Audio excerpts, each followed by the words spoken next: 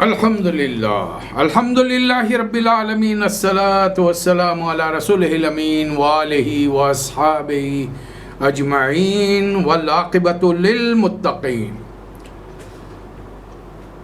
معزز خواتین و حضرات، السلام علیکم ورحمۃ اللہ وبرکاتہ۔ اعوذ باللہ من الشیطان الرجیم، بسم اللہ الرحمن الرحیم۔ کما اخرجک ربک من بیتک بالحق وَإِنَّ فَرِيقًا مِّنَ الْمُؤْمِنِينَ لَكَارِهُونَ يُجَادِلُونَكَ فِي الْحَقِّ بَعْدَمَا تَبَيَّنَ كَأَنَّمَا يُسَاقُونَ إِلَى الْمَوْتِ وَهُمْ يَنظُرُونَ وَإِذْ يَعِدُكُمُ اللَّهُ إِحْدَى الطَّائِفَتَيْنِ أَنَّهَا لَكُمْ وَتَوَدُّونَ أَنَّ غَيْرَ ذَاتِ الشَّوْكَةِ تَكُونُ لَكُمْ وَيُرِيدُ اللَّهُ أَن يُحِقَّ الْحَقَّ بِكَلِمَاتِهِ وَيَقْطَعَ دَابِرَ الْكَافِرِينَ لِيُحِقَّ الْحَقَّ وَيُبْطِلَ الْبَاطِلَ وَلَوْ كَرِهَ الْمُجْرِمُونَ۔ صدق اللہ مولانا العظیم۔ سورۃ الانفال کی کچھ آیتیں تلاوت کی ہیں۔ یاد کیجئے وہ وقت جب آپ کا رب آپ کو حق کے ساتھ آپ کے گھر سے نکال آیا تھا اور مومنوں میں سے ایک گروہ کو یہ بڑا ناگوار گزر رہا تھا، وہ اس حق کے معاملے میں آپ سے بحث کر رہے تھے۔ جب بات ان پر کھل چکی تھی حقیقت کیا ہونے والی ہے، اور اللہ نے آپ سے فرما دیا تھا کہ دو گروہوں میں سے ایک آپ کو ملے گا، اور آپ کے ساتھی چاہتے تھے کہ وہ جو کمزور گروہ ہے وہ آپ کو مل جائے، جبکہ اللہ چاہتا تھا کہ حق کا کلمہ ظاہر ہو جائے اور کافروں کی جڑ کٹ جائے، حق حق ہو کر رہے، باطل باطل ہو کر رہے، چاہے مجرموں کو کتنا ناگوار۔ نبی کریم صلی اللہ علیہ وسلم کی ہجرت مدینہ کے بعد سے ایک سلسلہ رسول اللہ صلی اللہ علیہ وسلم کے اقدامات کا شروع ہو گیا۔ پہلا کام مسجد نبوی کی تعمیر، پھر اس کے ساتھ ایک متصلہ 2 حجرے جس میں آپ اپنے اہل و عیال کو مکہ سے بلانے والے تھے، حضرت سودا اور دونوں بیٹیاں حضرت ام کلثوم اور حضرت فاطمہ رضی اللہ تعالی عنہما، اور مکے سے آنے والے ایک ایک فرد کو مدینے کے ایک ایک آدمی کا بھائی بنانا، مواقعات کا سلسلہ۔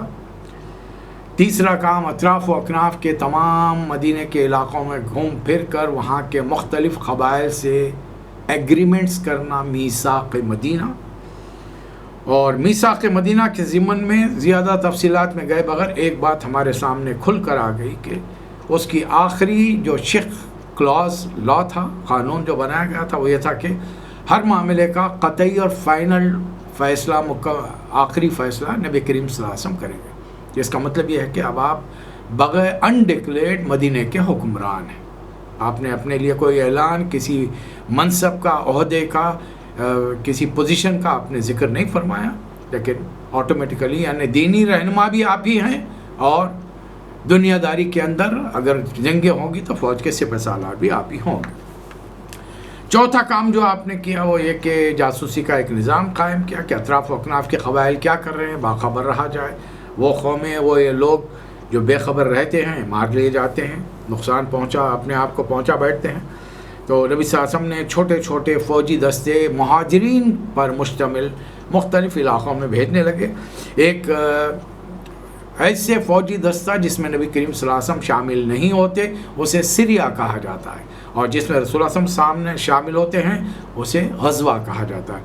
تو پہلا جو سریا بھیجا گیا سریا عبیدہ بن الحارث رضی اللہ تعالیٰ عنہ،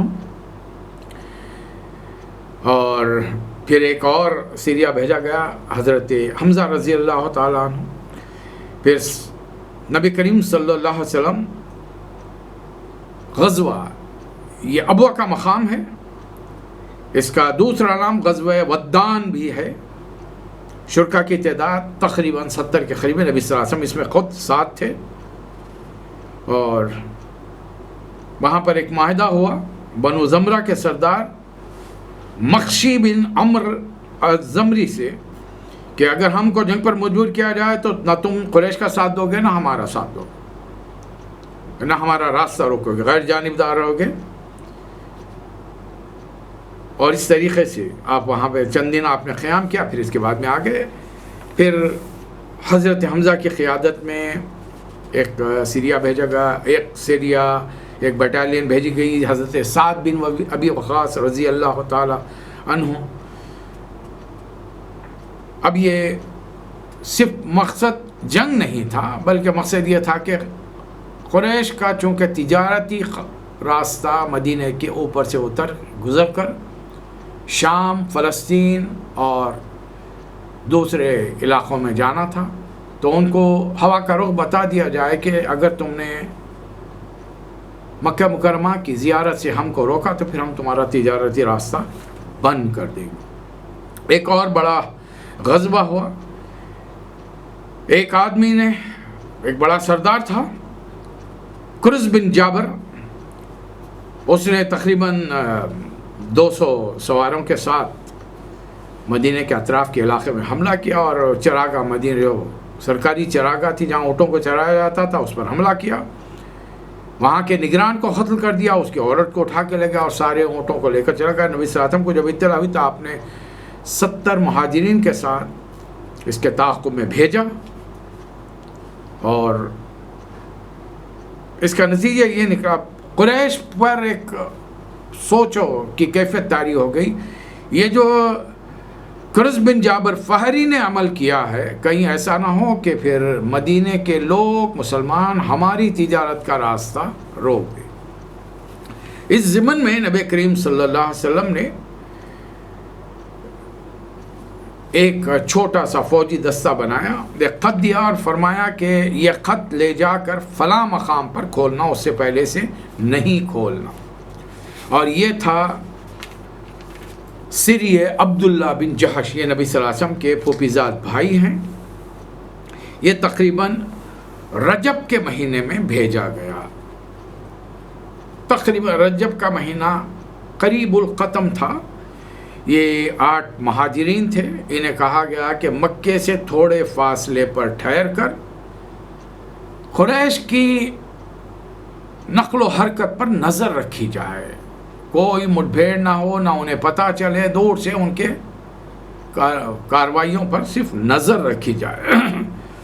بہرحال یہ لوگ جب مدینے سے نکلے، انہیں معلوم نہیں تھا کہاں جانا تھا. آگے جانے کے بعد میں ایک مقررہ مقام پر رسول اللہ صلی اللہ علیہ وسلم کا خط کھولا گیا تو پتہ چلا کہ ہاں، رسول اللہ صلی اللہ علیہ وسلم فرماتے ہیں کہ آپ مکے کے قریب جائیے اور وہاں پر جا کر ان کی تیاریوں کے بارے میں ہمیں اطلاع دی. اتفاق سے جب یہ تمام حضرات حضرت عبداللہ بن جہش رضی اللہ تعالیٰ عنہ نے یہ خط بآواز بلند پڑھا تاکہ یہ 8 افراد جو ہیں مہاجرین سارے کے سارے، انہیں اندازہ ہو جائے کہ جو کام دیا گیا ہے ذمہ داری کا وہ بہت جان پر کھیلنے والا ہے. اور پھر انہوں نے صاف صاف کہہ بھی دیا جس کو شہادت کا شوق ہو میرے ساتھ چلے، اور جو واپس جانا چاہتا ہے اس پر کوئی ذمہ داری آئے نہیں. بہرحال یہ وہاں سے آگے بڑھ کر نخلا کے مقام پر رک گئے. راستے میں حضرت سعد بن ابی وقاص، عتبہ بن غزوان جس اونٹ پر سوار تھے وہ راستے میں کھو گیا. اب یہ 2 حضرات رک گئے. اب 8 میں سے 6 افراد وہاں رہ گئے. یہ رجب کی 29ویں یا 30ویں تاریخ تھی، اور دوسرے دن سے چاند نظر آ جائے تو پھر شعبان شروع ہونے والا تھا. ایسے موقع پر جب یہ لوگ نخلا کے مقام پر پہنچ کر پڑاؤ ڈالنے کی سوچ رہے تھے، قریش کا ایک قافلہ وہاں سے گزرا اور اس کی نظر پڑ گئی ان لوگوں پر. اب پہچان لیا گیا ہر یہ مکے کے باشندے ہیں، ہر کوئی انہیں جانتا ہے. اور پھر اس سے پہلے کہ وہ لوگ حملہ کرتے، ظاہر ہے وہ حملہ کرتے تو بڑی تعداد میں، اب کوشش یہ ہونی چاہیے تھی کہ پہلے بڑھ کر ان پر حملہ کیا جائے تاکہ وہ سنبھلنے نہ پائے، ورنہ 1-2 افراد بھی بھاگ کے جائیں گے تو نخلا سے مکہ زیادہ دور نہیں، اور مکے سے بڑی تعداد آئے گی تو ان لوگوں کو پکڑ لیا جائے گا. لہٰذا حضرت واقد بن عبداللہ رضی اللہ تعالیٰ عنہ نے عمر الحضرمی کو نیزہ مارا اور بقایا 2 افراد عثمان اور حکم کو گرفتار کر لیا. ایک آدمی نوفل بچ کر بھاگا. حضرت عبداللہ بن جہش رضی اللہ تعالیٰ عنہ قیدیوں کو لے کر مدینہ پہنچے. اب وہاں پر مشرکین مکہ نے ایک افواہ اڑا دی کہ مسلمانوں نے حرام مہینے میں، قابل احترام مہینے میں اس کی حرمت کو پامال کیا، اس میں جنگ کی ہے اور ہمارے ایک آدمی کو مار دیا۔ یہ بڑا مسئلہ ہے۔ اب اس بارے میں ابھی تک قرآن نازل نہیں ہوا، قرآن میں آیت آئے گی سورہ بقرہ میں، لہذا کیا جائے۔ نبی صلی اللہ علیہ وسلم نے پہلے تو ناراضگی کا اظہار کیا، تو میں نے تم لوگوں کو نہیں بھیجا تھا جنگ کے لیے، بلکہ میں نے بھیجا تھا تم کو صرف خبر لانے کے لیے۔ پھر جب صورتحال پوری بتائی گئی آپ کو تو پھر نبی صلی اللہ علیہ وسلم نے خاموشی اختیار کر لی، لیکن آپ نے شاید اس کی دیت روانہ کر دی کہ بھئی ایک آدمی تمہارا مارا گیا ہے، اس کی دیت بھیجی جاتی۔ شعبان کا مہینہ آیا۔ شعبان کے مہینے میں قریش مکہ نے ایک بہت بڑا تجارتی قافلہ تیار کیا، اور اس کو ہر آدمی نے مکے کے کچھ نہ کچھ اپنا مال لگایا تاکہ منافع زیادہ آئے۔ ابو سفیان ایمان ابھی نہیں لائے ہیں، بنو امیہ میں سے ہیں، اس قافلے کے سردار تھے، اور یہ قافلہ لے کر تجارتی نکلے۔ نبی صلی اللہ علیہ وسلم کو اطلاع ملی، آپ نے اپنے طور پہ تیاریاں کی اور صحابہ اکرام کو بھیجا اس قافلے کو پکڑنے کے لیے، لیکن ٹائمنگ بہرحال میچ نہیں کر سکی۔ حضرت ابو سفیان بچ کر نکل گئے، مسلمانوں کا جو فوجی دستہ تھا واپس آ گیا۔ تقریباً 1 مہینے کے بعد نبی کریم صلی اللہ علیہ وسلم کو اطلاع ملے کہ قریش کا تجارتی قافلہ بہت منافع کما کر لوٹ رہا ہے، تقریباً 50,000 اشرفی، بڑا مال ہے۔ نبی کریم اور مدینے کے قریب پہنچ کر ابو سفیان کو احساس ہوا کہ میرے قافلے کے ساتھ تو 40-50 آدمی ہیں، اور مدینے سے ایک بڑی ٹکڑی آ گئی تو میں مقابلہ نہیں کر پاؤں گا۔ انہوں نے ایک تیز رفتار اونٹنی سوار کو بھیجا کہ جا کر مکے میں اعلان کرے کہ ہم لوگ خطرے میں ہیں، اور بڑا تیز رفتاری کے ساتھ وہ گیا۔ اس کو نیکڈ وارنر کہتے ہیں، وہ جا کر اپنے کپڑے پھاڑ کے ننگا ہو جاتا تھا، اپنے اونٹ کو زخمی کر لیتا تھا، اور چیخ پکار کرتا تھا کہ مکے والوں تمہارا تجارتی قافلہ خطرے میں ہے۔ اب لوگ پریشان ہو گئے، پہلے تو غم و غصہ مسلمانوں پہ تھا کہ یہاں سے بھاگ کر گئے ہیں، اب دوسرا ہے ان کو سزا دینے کا بھی ذہن میں بنا ہوا تھا، اب تو اپنے قافلے کو بچانا ہے۔ اب دیکھتے ہی ہر آدمی تیار ہو کر آ گئے، 1000 کی فوج بن گئی، کچھ خواتین بھی اس میں شامل ہو گئی۔ مکے کے بڑے بڑے سردار، عتبہ، شیبہ،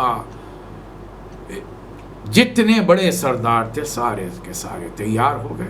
ابو جہل اس کے اندر ہے، ابو لہب اس نے اپنی جگہ پر کسی اور کو بھیج دیا، وہ تو خود نہیں آیا۔ ان مکے والوں نے نبی صلی اللہ علیہ وسلم کے قبیلے والوں کو مجبور کیا کہ تمہیں چلنا پڑے گا۔ حضرت عباس کو آنا پڑا، نبی صلی اللہ علیہ وسلم کے داماد حضرت ابو العاص کو آنا پڑا، باہر ایک فوج۔ اب رسول اللہ صلی اللہ علیہ وسلم نے فوری یہاں پر ایک نشست طلب کی، صحابہ اکرام کو جمع کیا اور سوال کیا۔ ایک قافلہ آ رہا ہے، 40-50 اس کے قافلے والے ہوں گے اور مال اس کے ساتھ ہے، تجارتی مال ہے۔ دوسری جانب سے قریش کی فوج آ رہی ہے جو 1000 کی۔ اب بتائیے کیا کرنا چاہیے؟ اچھا، اس بیچ میں اللہ تعالیٰ نے رسول اللہ صلی اللہ علیہ وسلم کو صاف بتا دیا ان دو میں سے کوئی ایک قافلہ آپ کو ملے گا۔ اچھا، لوگوں کو پتہ نہیں ہے، قرآن جو نازل ہونے والا ہے رسول اللہ صلی اللہ علیہ وسلم کو تو اطلاع ہے کہ اللہ کا وعدہ ہے کہ 2 میں سے ایک قافلہ ملے گا۔ اب آپ کو تجارتی قافلہ چاہیے تو پھر شاید آپ فوج سے نمٹ نہیں پائیں گے، وہاں پھر آپ کو نقصان کا سامنا کرنا پڑے۔ فوج سے مقابلہ کرنا ہے تو پھر آپ کو تجارتی قافلے کا راستہ دینا پڑے گا۔ نبی صلی اللہ علیہ وسلم چاہ رہے ہیں کہ مشورہ کریں صحابہ اکرام سے۔ آپ نے سب کو جمع کیا۔ اتفاق کی بات یہ ہے کہ مہاجر صحابہ اکرام کی ایک بڑی تعداد کاروبار کے سلسلے میں ادھر ادھر پھیلی ہوئی ہے، بڑی مشکل سے 80-90 کے قریب مہاجرین موجود ہیں، بقایا تقریباً انصار کو پہلی مرتبہ مہاجرین تو اپنا لٹ پیٹ کر ہر چیز کو اللہ کے راستے میں چھوڑ کر آئے ہیں، ان سے تو کوئی سوال ہی نہیں۔ اب جب سب جمع ہو گئے تو نبی صلی اللہ علیہ وسلم نے سوال کیا کہ کیا کیا جائے۔ 1 बार, 2 बार, 3 बार। जब पहले सवाल के जवाब में क्या किया जाए, हज़रत अमर बिन मक़दाद रज़ी अल्लाह ताला अन्हु और अर्ज़ किया कि अल्लाह के रसूल, अल्लाह जिस जानिब जाने का हुक्म दे रहा है उस तरफ चलिए। हम मूसा अलैहिस्सलाम के साथी नहीं हैं कि आपसे कहें फ़ज़हब अंत व रब्बुका फ़क़ातिला इन्ना हाहुना क़ाइद, जाइए आप और आपका रब लड़े, हम यहाँ बैठे रहेंगे। नहीं, बल्कि हम तो कहते हैं कि आप चलिए, हम के पीछे। इस जवाब से नबी सल्लल्लाहु अलैहि वसल्लम बहुत खुश हुए, लेकिन मतलब आप जो चाह रहे थे वो ज़ाहिर नहीं हुआ। हज़रत इस जवाब को सुनकर हज़रत उमर ने दिल में आरज़ू की कि काश ये बात मैंने कही होती तो कितना अच्छा होता। नबी सल्लल्लाहु अलैहि वसल्लम मेरी बात से खुश होते। रसूल सल्लल्लाहु अलैहि वसल्लम ने फिर दोबारा दोहराया, सब खामोश है। तीसरी बात दोहराया। अब अंसार की समझ में आया कि असल मुहाजिरीन से नबी सल्लल्लाहु अलैहि वसल्लम नहीं पूछ रहे, सवाल हमसे क्या जा रहा है। औस के सरदार हज़रत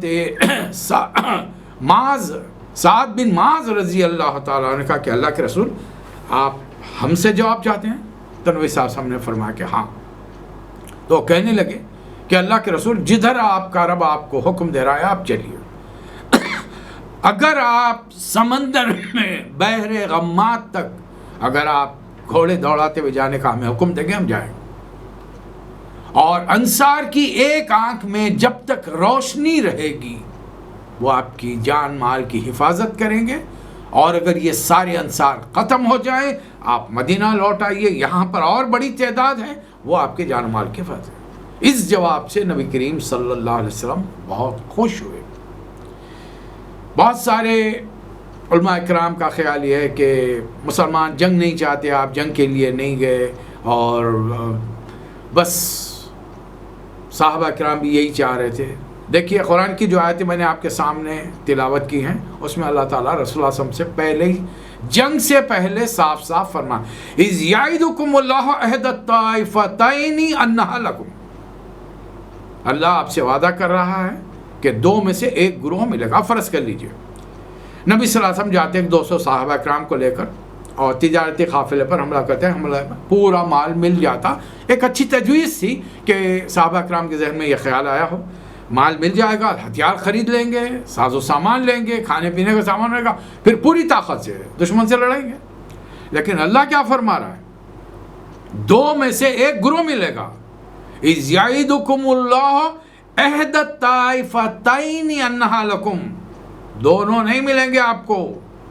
अगर आप समझ रहे हैं कि छोटे काफिले पर हमला कर लिया, उसको जीत लिया, माल आ गया, तो दूसरे से फिर आपको नुकसान हो सकता है। इसलिए ये तय है कि नबी करीम सल्लल्लाहु अलैहि वसल्लम जंग के नुक्ते नज़र से निकले थे, और साहबा किराम में की एक बड़ी तादाद को ये चीज़ ज़रा नागवार दिख रही थी। बहरहाल अब ज़ाहिर है अचानक जंग का मौका पड़ा है, और फिर नबी करीम सल्लल्लाहु अलैहि वसल्लम यहाँ से आगे बढ़े, और आगे बढ़कर फिर आपने 313 आपके साहबा इकराम थे, उनके साथ आप मदीने से चल पड़े, और 1 मील के फासले पर आपकी मुलाकात तलहा और ज़ैद बिन सईद से हुई।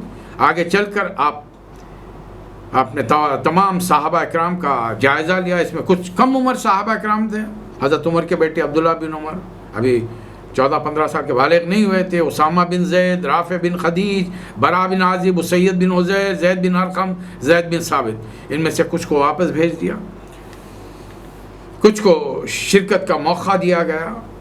और आखिरकार जब उधर काफ़िला पहुँचा,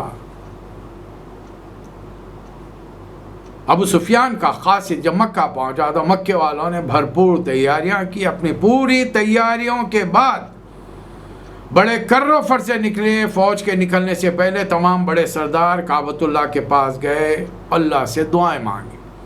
अबू जहल ने बड़ी अजीब और गरीब दुआएं, अरे अल्लाह, अगर तू जानता है कि हम हक़ पर हैं तो हमें फ़तह दे, अगर वो हक़ पर हैं तो उन्हें फ़तह दे। और उस बेवकूफ़ को समझ में आला कि अपने ज़माने का जीनियस, दानिशमंद, नाबिगा आदमी था, लेकिन सिर्फ़ असबियत की बुनियाद पर कि मेरा कबीला मोहम्मद के कबीले से छोटा ना हो जाए सल्लल्लाहु अलैहि वसल्लम, बस इस वजह से वो ईमान नहीं लाया। उसने कभी रसूल सल्लल्लाहु अलैहि वसल्लम को झूठा नहीं कहा। اس کو یقین تھا کہ محمد جو بات کہتے ہیں وہ سچی کہتے ہیں. تنہائی میں بھی پوچھا گیا، لیکن بہرحال اس کے قسمت میں ایمان لانا نہیں تھا، وہ نہیں لایا. اب 313 صحابہ کرام کے ساتھ نبی کریم صلی اللہ علیہ وسلم پہنچے.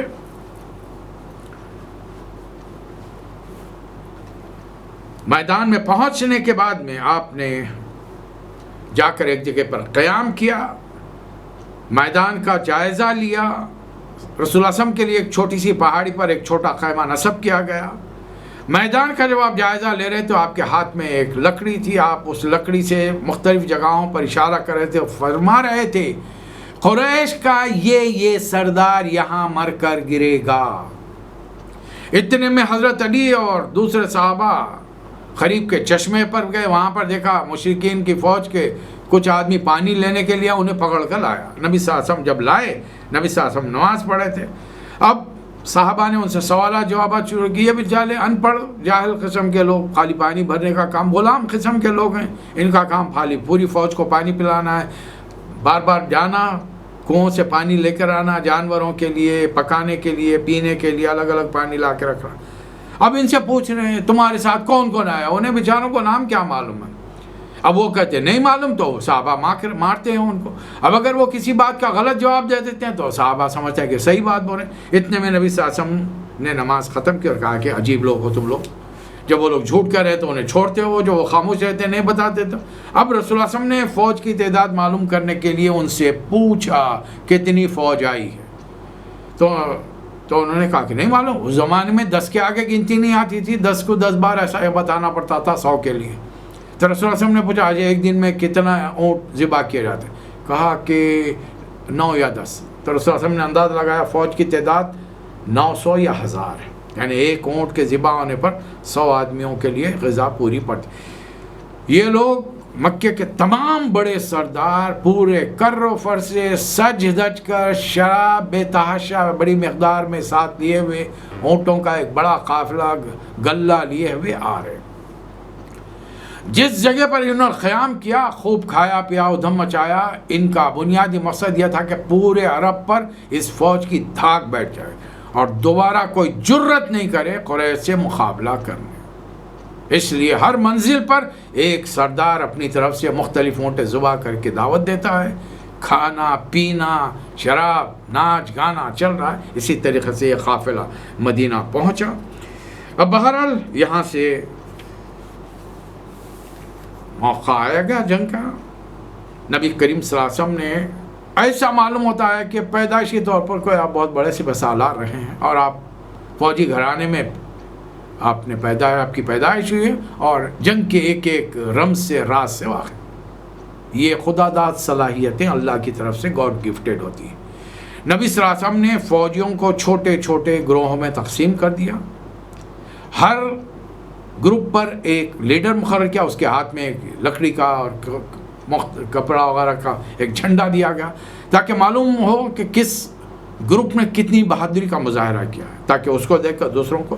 پھر آپ نے سب سے پہلے تیر اندازوں کو بٹھا دیا. ان کے پیچھے ان لوگوں کو رکھا جن کے ہاتھ میں بڑے بڑے بھالے تھے. ان کے پیچھے ان لوگوں کو رکھا جن کے پاس تلواریں تھیں. ان کے پیچھے گھوڑ سوار اور اونٹ سوار تھے. مسلمانوں کے پاس اس وقت 2 گھوڑے اور 70 اونٹ تھے بس، اور کچھ نہیں. آدمیوں کی تعداد 313. کسی کے پاس ڈھال ہے تو تلوار نہیں، تلوار ہے تو ڈھال نہیں. کسی کو تو تلوار ٹوٹی ہوئی ہے. رسول اللہ صلی اللہ علیہ وسلم کو اس بے سر و سامان فوج کو لے کر میدان جنگ میں جانا پڑا. اب میں آپ سے ایک سوال کر رہا ہوں اپنے آپ سے. سورہ بقرہ کی آیتیں معراج کے موقع پر اللہ نے نازل کی تھی. وَعْفَنَا وَاغْفِرْ لَنَا وَارْحَمْنَا أَنْتَ مَوْلَانَا فَانْصُرْنَا عَلَى الْقَوْمِ الْكَافِرِينَ. نبی صلی اللہ علیہ وسلم مسجد نبوی میں بیٹھ جاتے. عشرہ مبشرہ موجود ہے، انصار، مہاجرین، بڑی بڑی جیت شخصیتیں ہیں، نبی صلی اللہ علیہ وسلم موجود ہیں.